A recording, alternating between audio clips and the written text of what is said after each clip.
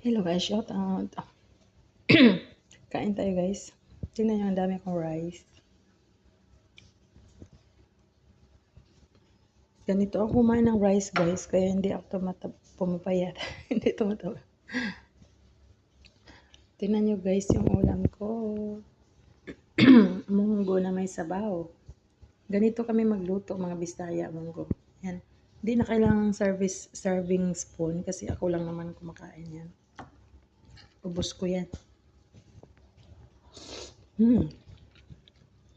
Sarap.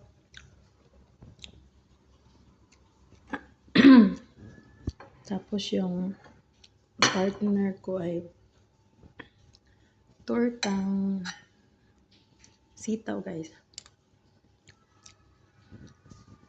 Ako lang kasi mag-isa, kaya simple lang ang aking ulam.